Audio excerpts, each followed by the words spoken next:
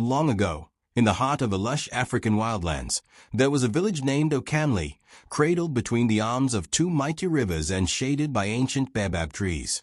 It was a peaceful place, where roosters crowed with pride, mothers pounded yam with rhythm, and children played without care. But not all corners of Okanle were welcoming. To the east of the village, beyond the fields and cassava farms, lay the Whispering Grove, a dark, tangled forest where no bird sang and the air tasted like secrets. The elders warned never to enter it. They said a tree lived deep within the grove, older than time itself, and anyone who dared to speak to it would never be the same again. They called it Ig-Oro, the Whispering Tree. Children laughed nervously when the tale was told, but the elders' eyes held a fear too old to fake.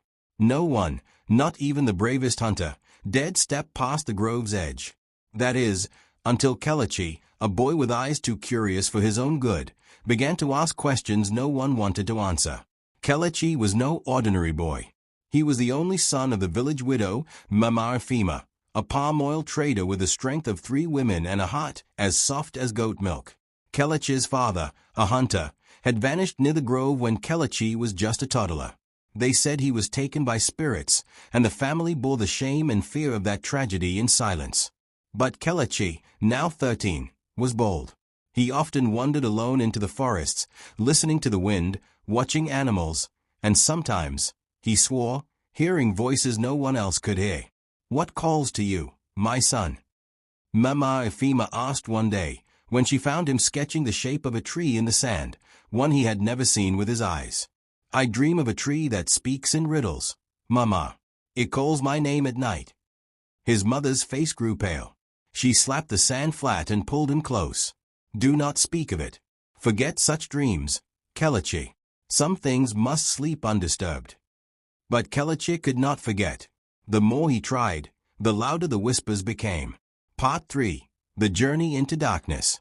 One fateful night, when the moon was full and the frogs sang like possessed griots, Kelechi sneaked away from his hut. He wore only his raffia sandals, a slingshot on his waist, and his late father's lion-tooth pendant. He walked past the cassava fields, past the old shrine of Algon, and into the Whispering Grove. The air changed instantly. It was thick, like old stew left in the sun, and the trees bent toward him as if to whisper secrets. Shadows moved on their own. Yet Kelechi pressed forward, heart pounding like a talking drum. Hours seemed to pass. Then, in a clearing lit by shafts of eerie moonlight, he saw it. The Whispering Tree. It was vast and twisted, its bark covered in symbols older than the village itself. Its leaves shimmered like silver coins, and its roots moved slowly, like snakes asleep but dreaming.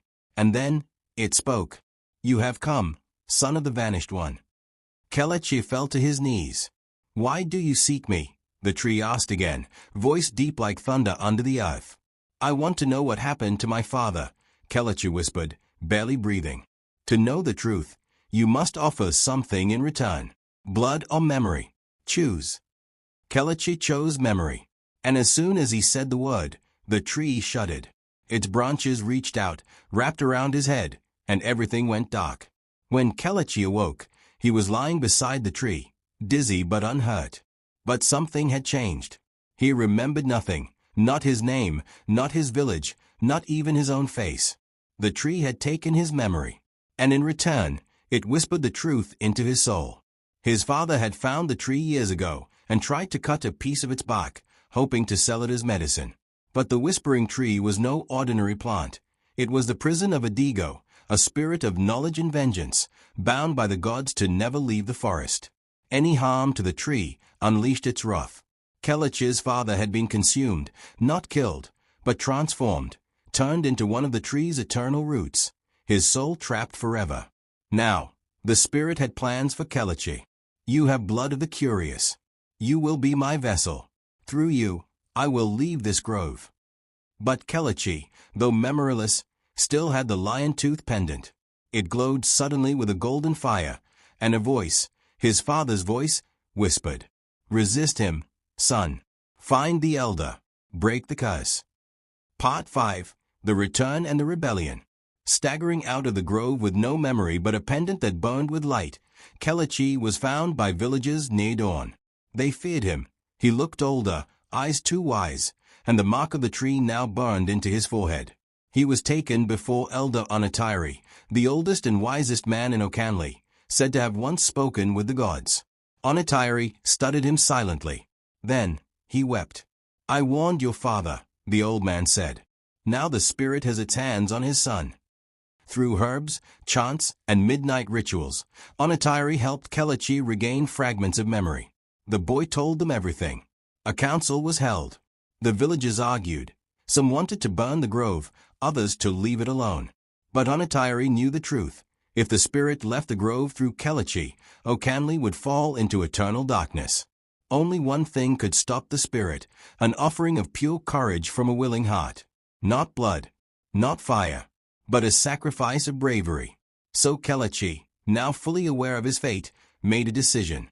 With the entire village gathered under the stars, Kelechi walked into the grove again, this time not as a curious boy, but as a warrior of purpose. He carried no weapon. He walked straight to the Whispering Tree, and spoke clearly. "I offer my life, not in fear, but in courage. Release my father. Let the curse end." The tree roared. Its roots burst from the ground. Lightning struck its trunk. The spirit of Adigo, dark as smoke, rose above the tree with a shriek. But then, the pendant around Kelechi's neck shattered. A golden light exploded, and out of it stepped his father, free at last. The spirit screamed as it was sucked back into the tree, now glowing red-hot. The grove trembled. Trees caught fire, not with flame, but with holy light. And then, silence. The Whispering Tree was no more. Kelechi returned to the village a hero. His father, now a quiet and humble man, never spoke much of his time as a root, but he planted trees all over Okanle and sang to them at night.